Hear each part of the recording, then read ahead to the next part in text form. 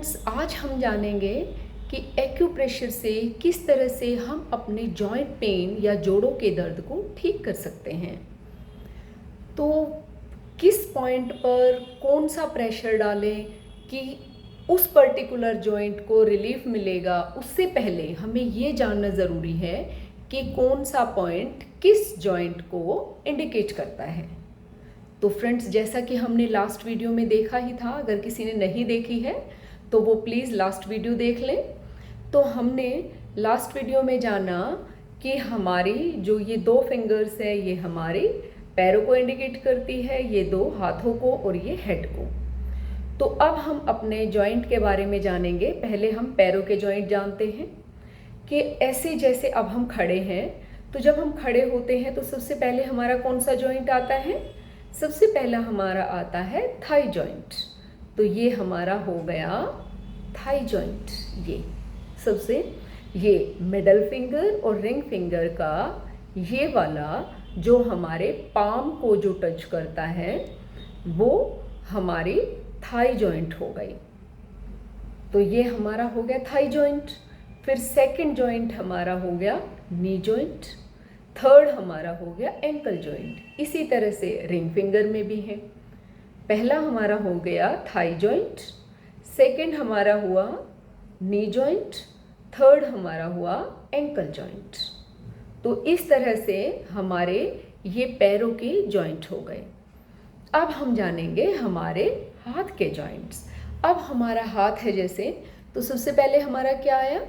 Shoulder joint, फिर हमारा elbow यानी कोहनी, फिर हमारी रिस्ट यानी कि कलाई। तो शोल्डर जॉइंट, एल्बो जॉइंट और हमारी रिस्ट जॉइंट।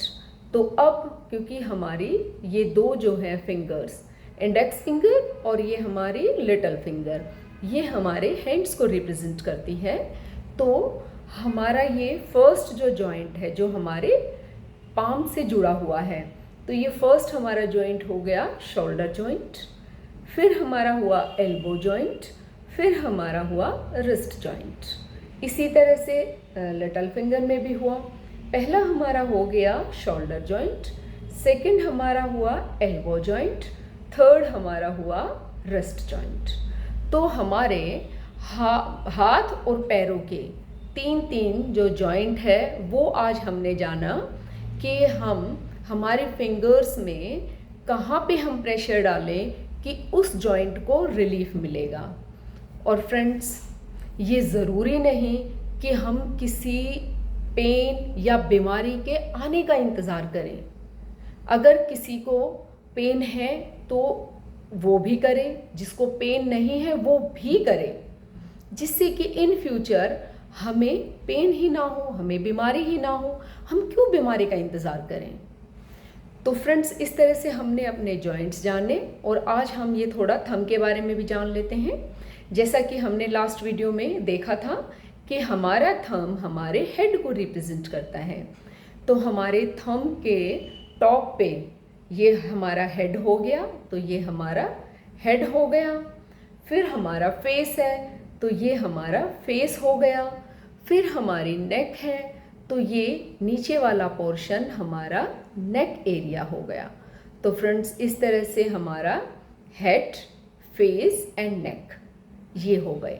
तो आज हमने अपनी पांचों फिंगर्स के बारे में जाना। इसी तरह से सेम ही हमारा ये दूसरे वाला हैंड यानी कि राइट हैंड में भी सेम है। हमारे लेफ्ट और राइट दोनों पैरों पर भी यही है। जैसे 5 फिंगर्स, उनमें भी ऐसे ही बीच वाली दो फिंगर्स हमारे पैरों को इंडिकेट करती है, लेग्स को इंडिकेट करती हैं, और साइड वाली दोनों फिंगर्स हमारे हैंड्स को इंडिकेट करती हैं। तो इस तरह से आज हमने जाना कि हमारी कौन सी फिंगर हमारे पैर को इंडिकेट करती है और कौन सा जॉइंट हमारे किस पेन के लिए हम प्रेशर दें जिससे कि हमें रिलीफ मिले। ये सब हमने जाना। तो आज के लिए इतना ही। आत्मवंदन सभी को।